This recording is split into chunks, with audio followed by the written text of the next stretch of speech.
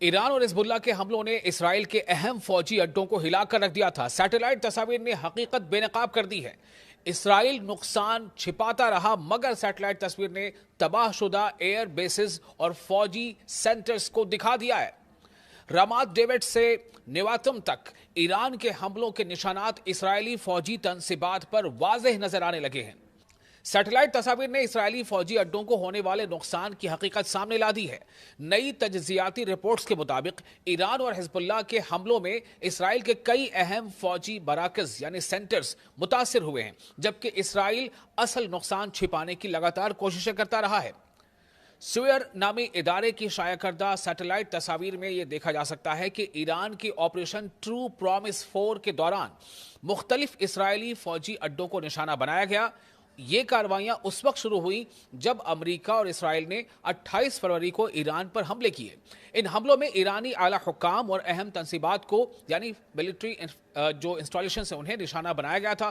جواب میں ایران نے خطے میں یعنی پورے ریجن میں امریکی اور اسرائیلی فوجی سینٹرز پر بیسز پر شدید حملے کیے۔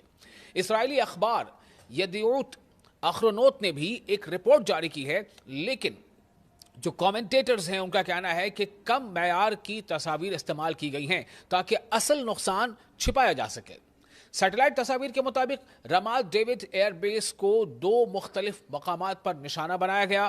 ایک حصہ فوجی گاڑیوں اور سامان کے لیے استعمال ہوتا تھا، جبکہ دوسرا حصہ جنگی طیاروں میں ایندھن بھرنے اور سروس کے لیے تھا۔ جو ایکسپرٹس ہیں ان کے مطابق یہ اسرائیلی فضائی آپریشنز کے لیے انتہائی اہم مقام تھا۔ اس طرح صفد کے قریب مشار بیس، جہاں اسرائیل کا خفیہ یونٹ 8200 موجود ہے، وہاں بھی ممکنہ حملے کے آثار ملے ہیں۔ جو تصویریں لی گئی ہیں، سیٹلائٹ تصویریں جو جاری ہوئی ہیں، اس سے اندازہ ہوتا ہے کہ 5 مارچ سے 10 مارچ کے درمیان اس مقام کو نقصان پہنچا ہے۔ نیواتم ایئر بیس جو اسرائیل کا ایک اہم فوجی سینٹر ہے، وہاں بھی واضح نقصان دیکھا گیا۔ یہ اڈا ایران کے حملوں کا اہم ہدف رہا ہے۔ دوسری جانب کیمپ شمشون میں 10 مارچ کو ایک بڑی آگ بھڑک اٹھی۔ اسی دن حزب اللہ نے دعویٰ کیا تھا کہ اس نے ڈرونز کے ذریعے اس مقام پر حملہ کیا ہے، اور سیٹلائٹ تصاویر سے معلوم ہوتا ہے کہ آگ کئی دنوں تک جلتی رہی اور تقریباً 200 میٹر کے علاقے کو متاثر کیا۔